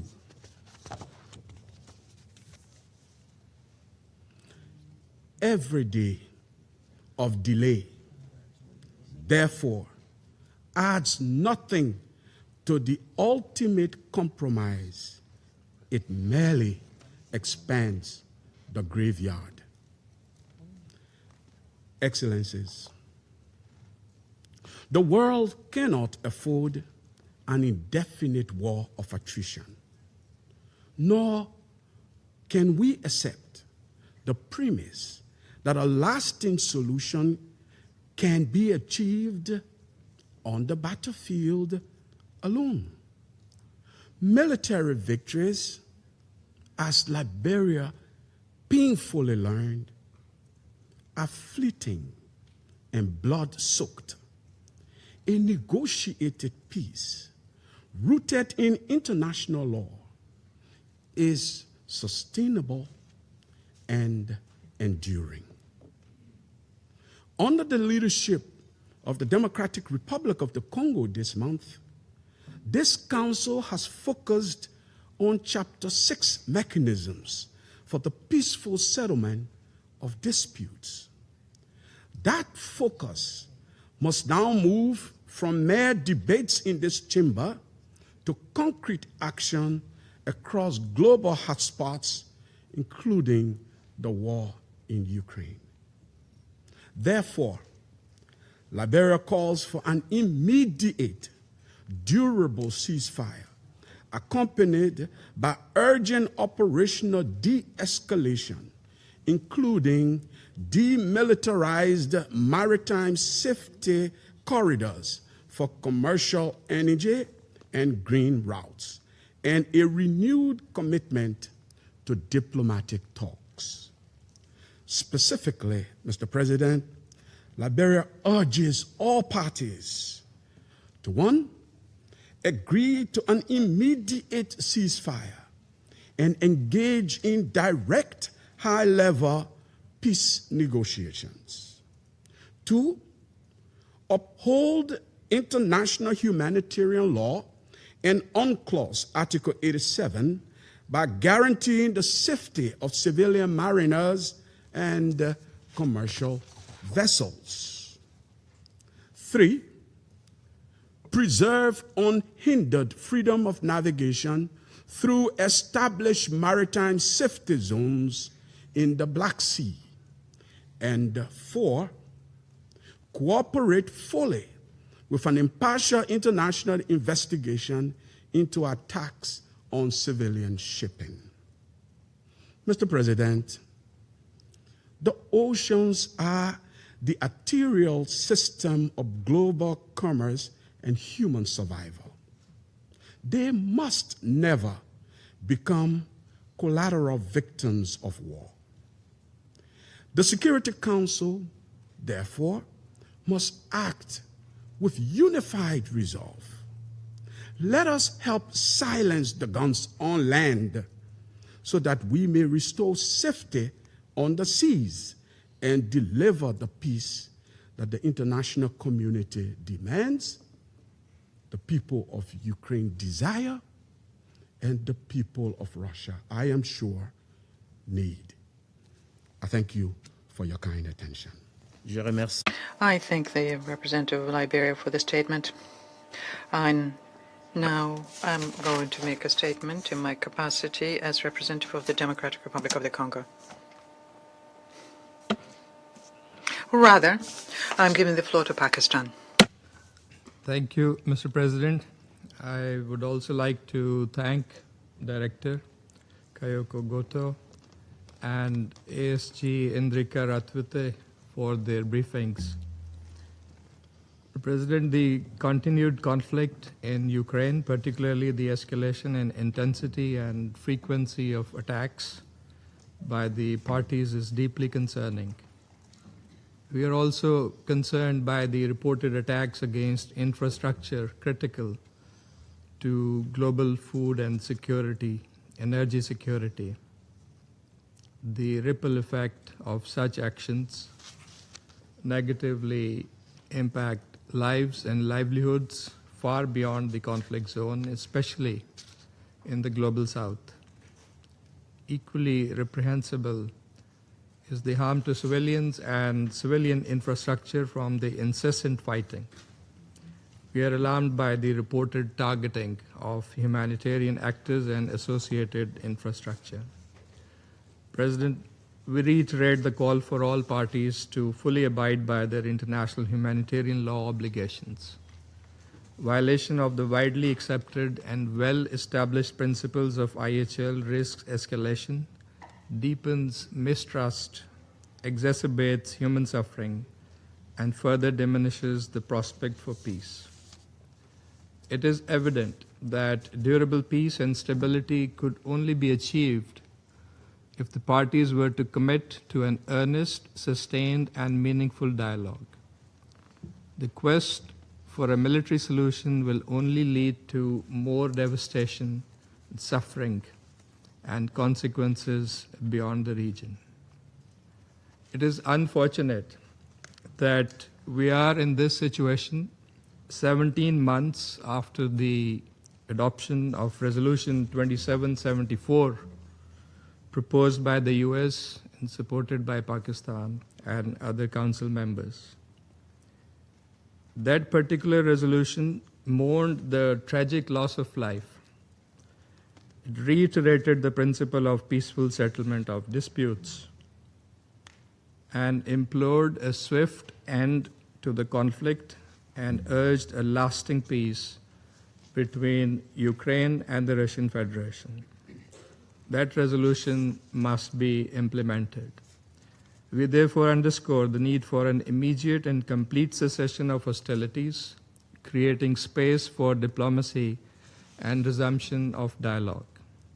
A mutually acceptable, peaceful settlement consistent with the purposes and principles of the UN Charter and corresponding to the legitimate security interests of all sides and the relevant multilateral agreements remains the only viable path.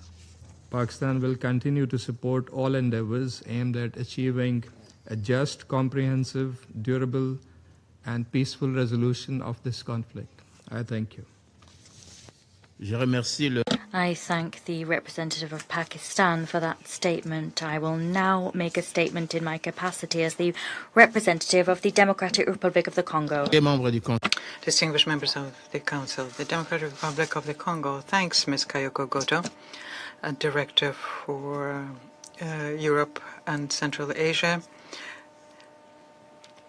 Departments of Political and Peace-Building Affairs and Peace Operations. We also thank Mr. Indrika Ratwate, Acting Assistant Secretary General for Humanitarian Affairs and Deputy Emergency Relief Coordinator. We thank them for their presentations.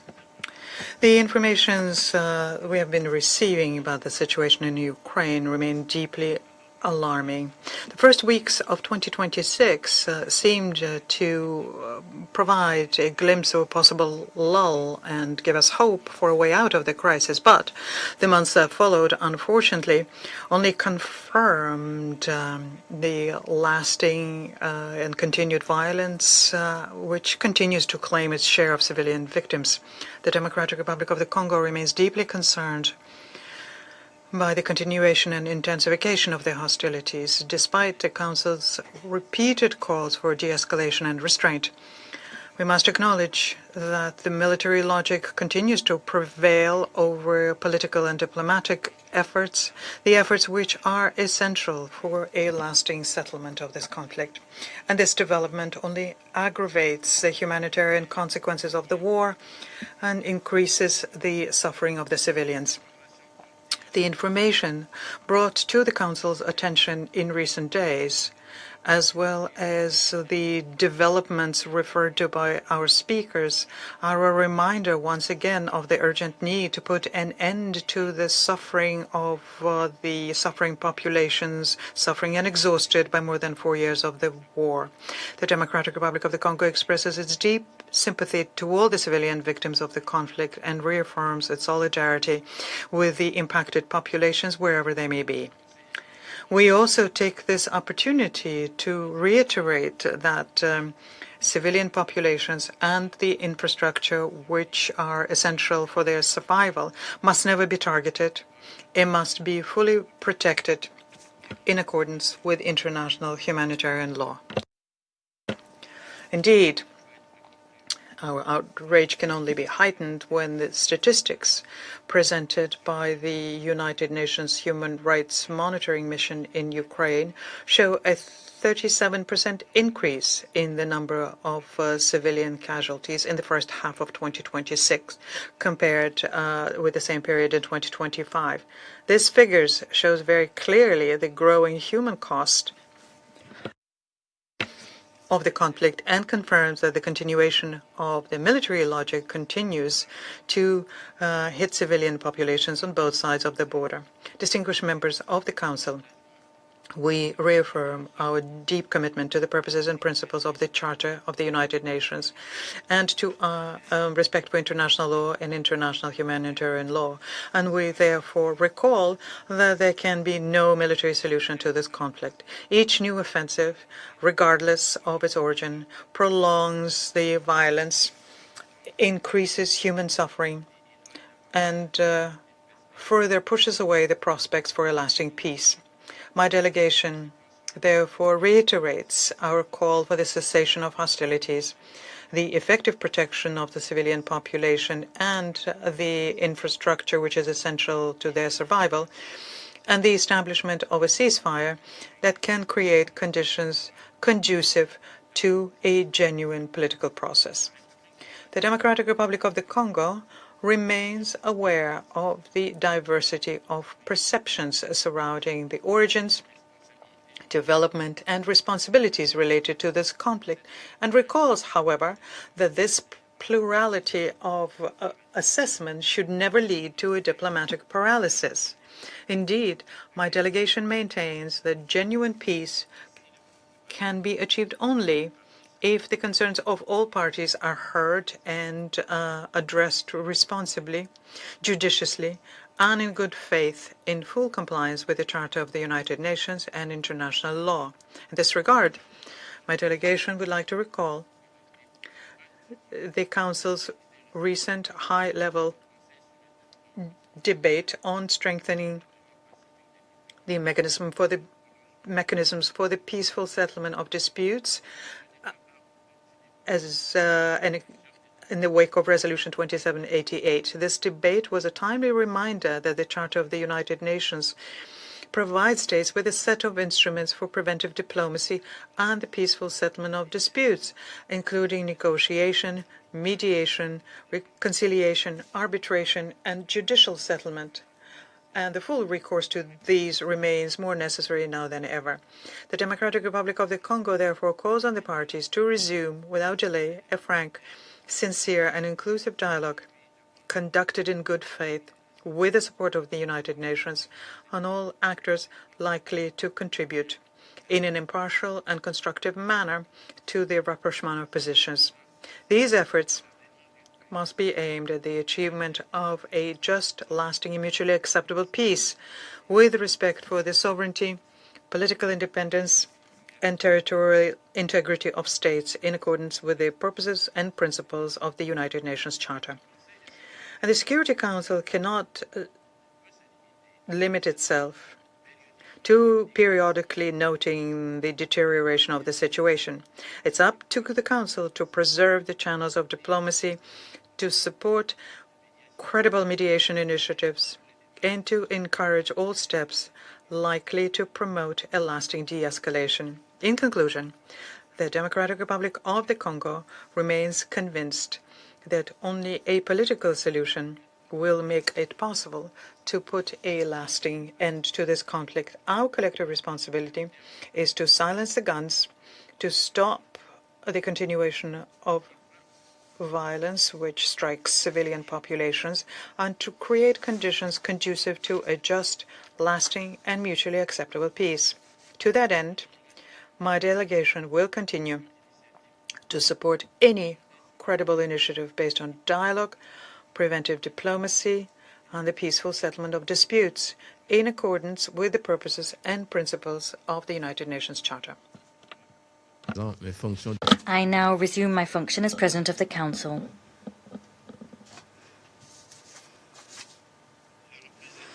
The representative of France has asked for the floor to make an additional statement. I give him the floor. Thank you, Mr. President. Mr. President, we this year celebrate the 250th anniversary of the United States, and everyone knows, is all too aware, that France took place in those celebrations. A few days ago, the Statue of Liberty, not very far from here, was lit up. We are acutely aware of the fact that it was at San Francisco that the Charter was adopted, and that the United Nations was created with the goal of working towards international peace and security, human rights and development. All of that forms the spirit in which France works within the United Nations, at the Security Council, the General Assembly. We work to preserve this institution, its independence, its ability to act in service of the Charter, and act to serve human rights and peace in the fora that bring us together. And indeed, in today's debate, our goal is to continue working alongside all those who bring peace initiatives to the table so that Ukraine can return to peace, security, its territorial integrity, and its absolute sovereignty. I thank you. I wish to thank the representative of France for that statement. I now give the floor to the representative of Ukraine. Thank you, Mr. President. I thank the Presidency of the Democratic Republic of the Congo for convening this meeting, and the delegations of Denmark, France, Greece, Latvia, and the United Kingdom for supporting our request. I also want to thank to our distinguished briefers, Director Goto and Acting Assistant Secretary General Ratwater, for providing new evidence for the war crimes that were committed by Russian Federation against Ukrainian civilians. I would like to start my statement by quoting the famous words of Robert Jackson, the chief prosecutor for the United States at the Nuremberg trials. I quote, "The wrongs which we seek to condemn and punish have been so calculated, so malignant, and so devastating that civilization cannot tolerate their being ignored. because it cannot survive their being repeated, end of the quote. Yet, it seems that the international community still tolerates the repetition of heinous war crimes committed by the Russian Federation, which cynically fabricates pretexts to justify its illegal war of aggression against Ukraine. We've just heard from the Russian representative who manufactured artificial threats to mask Russian deliberate violations of international law. It seems that there are no limitations for Moscow and no red lines for the rest of the international community. During the night of July 18th and 19th, Russia launched the largest ballistic missile attack since the start of the full-scale military aggression against Ukraine. They used 41 missiles and 125 UAVs against Kyiv and the Kyiv region. Russian deadly strikes were also recorded in Kharkiv, Sumy, Donetsk, Zaporizhia, and Kherson regions. On July 23rd, a Russian bomb targeted the city of Pavlograd, the Dnipropetrovsk region, killing 3 and injuring 28 people. On July 24th, 3 Russian missiles killed 11 people and injured close to 100 in Kyiv region. The same day, Russia struck and destroyed the building of the honorary consulate of Latvia in Slavyansk, Donetsk region, as was mentioned by briefers and our partners here. Last Friday, a Russian drone struck a supermarket in Chernihiv, killing 2 people, including a 10-year-old girl. 25 people were injured as a result of the attack. This was not an accident or collateral damage. It was yet another cynical and barbaric act of terror against civilians. Russia continues to deliberately target places where ordinary people live, work, shop, and it demonstrates utter contempt for human life. Mr. President, Russia continues to escalate its war of aggression against Ukraine, and this is an undeniable fact, as it was also confirmed by briefers. Recently, Russia has intensified a deliberate campaign against Ukrainian grain exports and is actively attempting to block maritime trade routes in Black Sea. By doing so, Russia wants to disrupt Ukraine's ability to export agricultural products, intimidate commercial shipping, and put pressure on global food markets. Since the beginning of Russian full-scale military invasion, at least 1,054 port infrastructure facilities have been damaged or partially destroyed. 232 civilian vessels have been damaged, and 307 civilians have been killed or injured as a result of Russian deliberate campaign of terror which targets Ukraine port infrastructure and civilian shipping. In June and July alone, Russia attacked almost 50 cargo ships. These attacks killed more than 30 people. The most recent and one of the gravest incidents occurred on 19th July, when 3 Russian cruise missiles struck the Guinea-Bissau flagged bulk carrier Golden Leo, owned by a Turkish company. The vessel was attacked while carrying Ukrainian grain through a maritime corridor. 10 people were killed, including a Ukrainian maritime pilot, while 8 crew members were rescued. The vessel posed no military threat. Yesterday, the Golden Leo sank off the coast to Odessa. On the same days, Russia attacked another foreign commercial vessel sailing under the flag of Antigua and Barbuda near Odessa, killing 1 crew member and injuring 3 others. Another civilian vessel under the flag of Republic of Marshall Islands was struck in the port of Odessa, leaving 4 crew members injured. Within less than 48 hours, Russia attacked 3 separate foreign merchant vessels operating near Ukrainian ports. Ukraine expresses its deepest condolences to the families and all seafarers and port personnel killed in these attacks. Russian attacks caused injuries among civilian seafarers from Ukraine, Egypt, Syrian Arab Republic, and India. Thus, such attacks have an impact on interests of many members of this organization. These facts are difficult to explain as coincidence or accident. These are deliberate actions. Since 22nd July 2026, maritime exports through Ukraine's ports have been suspended as a result of Russian attacks on civilian commercial vessels. The implications of this fact are obvious, and the timing of these attacks is particularly revealing. They are taking place at the height of harvest season, when millions of tons of Ukrainian agricultural products are expected to reach global markets. According to Ukrainian authorities, since the beginning of July alone, 31 merchant vessels have come under attack. Russia understands perfectly well what their consequences for such actions may have. More than 90% of Ukraine agriculture exports pass through Black Sea ports. Such attacks put the pressure on global food markets and increase uncertainty for countries that depend on Ukrainian agricultural export. And the consequences are felt far beyond Ukraine in Europe. Millions of families in Africa, Asia, Latin America, and Middle East ultimately pay the price when the grain shipments are disrupted, transport costs increase, and commercial shipping becomes more dangerous. Mr. President, in 2022, with the help of the Secretary General Antonio Guterres and our Turkish partners, we established the Black Sea Grain Initiative. It made an important contribution to global food security. Russia later withdrew from the initiative unilaterally. Having taken that decision, it subsequently attempted to place responsibility on the United Nations and the Secretary General. We have categorically rejected such allegations. It's Russia who withdrew from the initiative by its own choice, disrupted a mechanism that benefited countries across multiple continents, and now questions the role of the institutions that helped make that mechanism possible. Delegations can assess these facts for themselves.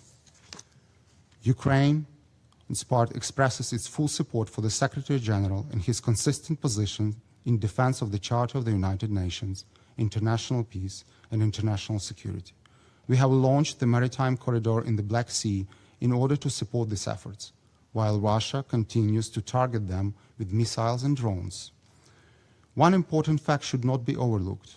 Nobody is attacking Russian grain routes, striking Russian merchant vessels, or destroying its grain terminals.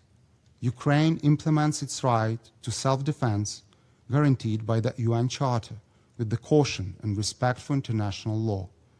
Our forces attack only Russia's military potential and facilities which support Russia's war machine.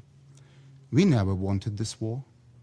When Ukraine strikes military airfields, military bases, ammunition, and fuel facilities that support Russian war effort, the war simply returns to where it originated.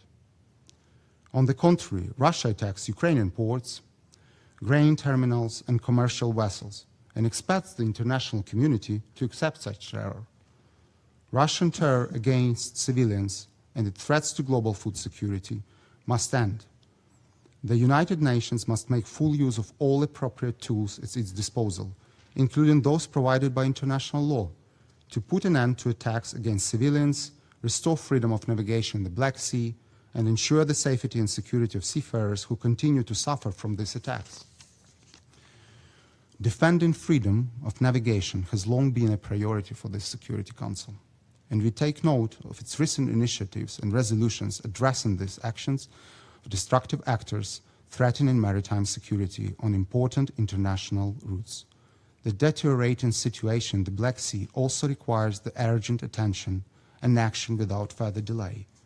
And we also would welcome those good offices that would help ensure Russia's full compliance with its obligations under international law, including the law of the sea. Mr. President, yet Russia's war of aggression against Ukraine extends far beyond the missile strikes, attacks against ports, or attempts to disrupt global food supplies. While the world sees burning ships in the Black Sea and destroyed apartment buildings in Ukrainian cities, tens of thousands of Ukrainians remain trapped behind prison walls in the temporarily occupied territories and inside Russian Federation itself. Their only crime was defending their country, refusing occupation, speaking Ukrainian, or remaining loyal to their homeland. 96% of released Ukrainian prisoners of war interviewed by the OHCHR reported torture or other forms of ill treatment. Nearly 90% reported conflict-related sexual violence. At least 109 Ukrainian prisoners of war have been executed after capture, while dozens more have died in custody.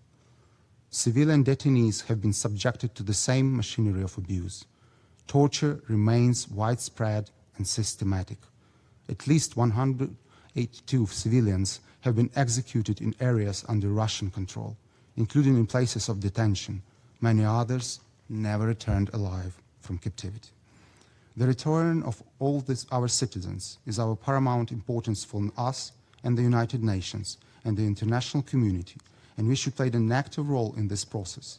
Every day spent in Russian captivity is another day of suffering that international law was created to prevent. The return of every prisoner of war and every illegally detained civilian, as well as unlawfully deported Ukrainian children, must remain an international priority until the last Ukrainian comes home. Mr. President, the picture that emerges from everything we have discussed today is remarkably consistent. Whether we speak about missile strikes against residential neighborhoods, attacks against grain terminals and merchant vessels, or torture chambers hidden behind the prison walls, we are dealing with different manifestations of the same policy. As Voltaire once famously said, those who can make people believe absurdities can make people commit atrocities. This is what Russian society is going through, and those responsible bear full responsibility for these war crimes. Moscow does not cherish the lives of its own citizens, as imperial ambitions remain at the top of its agenda. All efforts by Ukraine and our allies to restore peace have been met with escalation by Russia. Everything indicates today that Russia is preparing for a new wave of mobilization, destruction, and deaths. And as President Zelensky recently indicated, Russia wants 30,000 more troops from the DPRK to support the operation. Yet another demonstration of the Kremlin's regime malicious intentions was deranged by the history lesson delivered by the Russia's ruler yesterday evening. His distorted understanding of history and the world, coupled with yet another attempt to shift blame for the regime's own crimes onto others, is far more than effort to justify Russia's war of aggression against Ukraine. It is a diagnosis of an entire system that can survive only by feeding on bloodshed, suffering, and fear. Such rhetoric once again exposes the true nature of the Kremlin regime, one built on lies, violence, and imperial ambition. Thus, we call on our partners to put all efforts into real steps, which will restore comprehensive, just, and lasting peace. This requires increasing support for Ukraine, strengthening pressure on Russia, and further weakening its war capabilities. And we also echo the same request that was announced today by our partners. It's time for action, not deliberations. Thank you, Mr. President. I thank the representative of Ukraine for that statement. I now give the floor to the representative of Estonia. Thank you, President. I have the honor to speak on behalf of the Baltic states. We align ourselves with the statement of the European Union. Now in the 5th year of its full-scale aggression against Ukraine, Russia shows no signs of abandoning its imperialistic objectives in subjugating Ukraine. Recent weeks have seen some of the most intensive aerial attacks since the full-scale invasion began. Combined missile and drone strikes hit cities across Ukraine, killing and injuring civilians and destroying homes, hospitals, schools, and other essential infrastructure. A Russian strike on a UNICEF warehouse in Bilohorodka destroyed humanitarian supplies worth nearly $4 million. On the 24th of July, a Russian strike destroyed the premises of Latvia's honorary consulate in Sloviansk, in clear violation of international diplomatic norms. We condemn these unlawful and typical attacks in the strongest possible terms. Unable to break Ukraine's resistance, Russia seeks to terrorize the population through intensified so-called human safari drone attacks near the front lines. Attacks against civilians and civilian objects, as well as indiscriminate attacks, are prohibited under international humanitarian law. Destroying essential infrastructure on which millions depend serves no legitimate military purpose. The same pattern is evident in the Black Sea. With the harvest season on the way, Russia is attacking grain-carrying civilian cargo ships, leaving dozens of international crew members from Egypt, Syria, India killed and injured. Deliberately disrupting Ukraine's maritime export corridor, Russia is targeting global food markets, raising risk of hunger for millions in Africa, Asia, and the Middle East. We call on this Council and the wider international community to condemn these attacks and demand that Russia seize them immediately.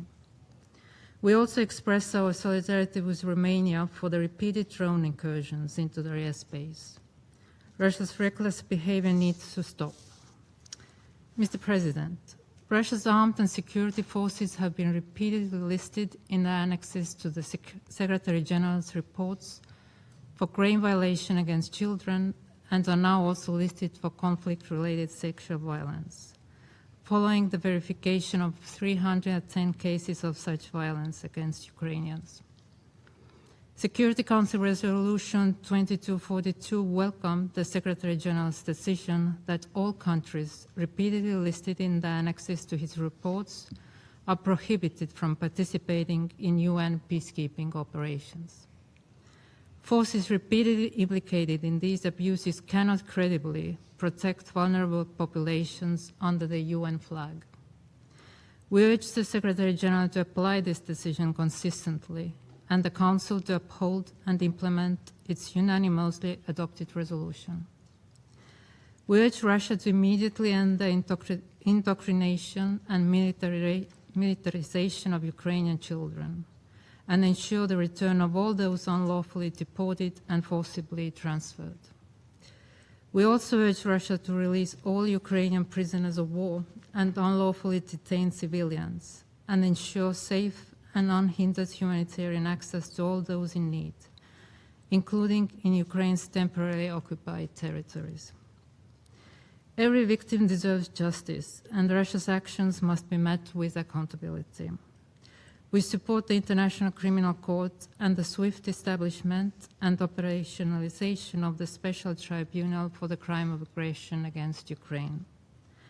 We call on all member states to support and assist the ICC and the Special Tribunal in their mission to fight impunity, bring justice to victims, and prevent future international crimes. The Baltic states reiterate their call for an immediate, full, and unconditional ceasefire as the first step towards a just and lasting peace in Ukraine, grounded in the UN Charter and international law. Such peace cannot be imposed upon Ukraine or reward aggression. We will continue to stand with Ukraine and reaffirm our unwavering support for its independence, sovereignty, and territorial integrity within its internationally recognized borders. I thank you. I thank the representative of Estonia for that statement. I now give the floor to Mr. Quentin Weiler from the delegation of the European Union to the United Nations. Merci, Monsieur le Président. I have the honor of delivering this statement on behalf of the European Union and its member states. The candidate countries, North Macedonia, Montenegro, Albania, Ukraine, the Republic of Moldova, Bosnia-Herzegovina, and Georgia, as well as Andorra, align themselves with this statement. I thanked the DRC presidency for convening this meeting, and I thank the briefers for the factual updates. The death and destruction caused by Russia's unprovoked aggression against Ukraine continues unabated. The UN has verified over 2,000 civilian casualties in June alone, the highest in 4 years. Almost all occurred in Ukraine's urban centers as a result of Russian aerial bombardments. While the world demands a ceasefire and negotiations, Russia responds with brutal attacks against Ukraine's cities and their population. Last week, it destroyed Latvia's honorary consulate in Sloviansk, and as others in this room, I express full solidarity with Latvia. We are now also seeing a trend of attacks against humanitarian workers, bringing relief to people living close to the front lines. By every standard is it set for itself, Russia is not achieving its objectives. It spends 40% of its budget on its military and security. It has suffered over 1 million casualties for minimal territorial gains. It stands isolated internationally, and its economy is under heavy strain.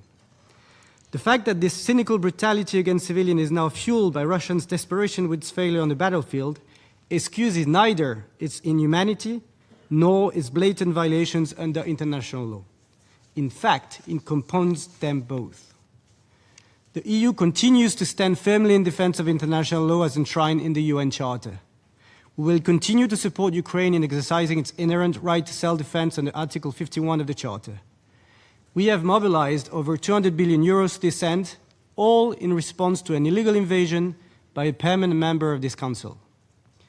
We continue to call for a full, unconditional and immediate ceasefire, as well as a comprehensive, just and lasting peace in Ukraine, based on international law, including the UN Charter.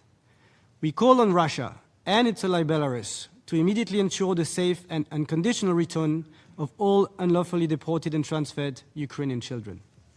We urge all countries, including the members of this Council, to cease any assistance or diplomatic cover to Russia, whether direct or indirect.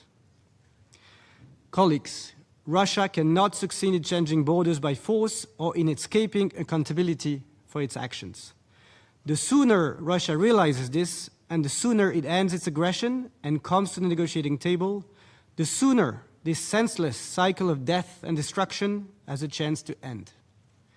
We urge all members of this Council to work with us in pressuring Russia to do so and to ensure full accountability for war crimes and the other most serious crimes committed in this war of aggression. The time for a ceasefire is now. I thank you, Mr. President. I thank Mr. Weiler for the statement. I now give the floor to the representative of Poland. Monsieur le Président, I thank the Democratic Republic of the Congo for convening this meeting. I'll also thank the briefers for the informative presentations. Despite heavy losses on the battlefield and mounting economic problems, Russia remains unwilling to end its war of aggression against Ukraine. On the contrary, it systematically targets Ukrainian civilian infrastructure, causing civilian casualties and depriving thousands of people of access to essential services. Last week, Russia added the honorary consulate of Latvia and Slovenia to the deliberate targets of its strikes. Poland condemns these actions in the strongest possible terms and calls, yet again, on Russia to stop the war.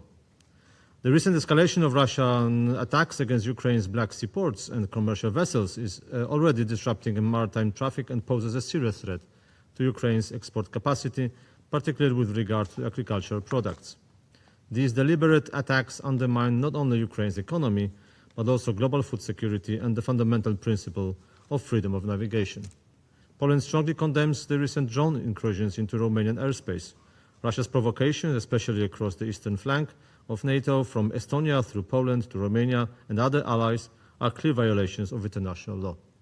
Mr. President, this Council has repeatedly heard Moscow's narrative about the alleged root causes of the war and its so-called legitimate security concerns. These are propaganda slogans that bear no resemblance to reality. It is time to stop repeating these narratives and instead focus on the facts. Ukraine was not a NATO member in February 2022, nor was its accession imminent. Claims that Ukraine or NATO pose a threat to Russia's sovereignty were never supported by the strategic realities preceding this invasion. Indeed, when one listens to Russia's bizarre justification for this war, it becomes increasingly difficult to understand what really objectives Moscow claims to be pursuing. Its explanations are detached from reality. We therefore call on all members of this Council to reject these false narratives and remain guided by the facts. And the fact is that Russia's revisionist neo-colonial policy long predates 2022. For years, Moscow has sought to preserve a sphere of influence over its neighbors through military aggression, coercive diplomacy, economic pressure, cyber operations, and disinformation. This is not the behavior of a state acting in self-defense. This is the behavior of a state pursuing domination and imperialism. Russia's rhetoric about the legitimate security concerns reflects its outdated imperial mindset rather than any genuine response to an immediate threat. It is Russia that has become the principal source of insecurity in Europe. The only way to address the so-called root causes of this war is for Russia to change its own policy. In the meantime, Ukraine has an inherent right to defend itself against Russia, as enshrined in Article 51 of the UN Charter. Mr. President, the path to peace is clear. It requires pressure on Russia by the international community, including the members of this Council, so that Russia finally engages in meaningful negotiations. We call on all the United Nations member states committed to peace, international law, and the Charter to strengthen these efforts. And I thank you. I thank the representative of Poland for the statement. There are no more names inscribed on the list of speakers. The meeting is adjourned.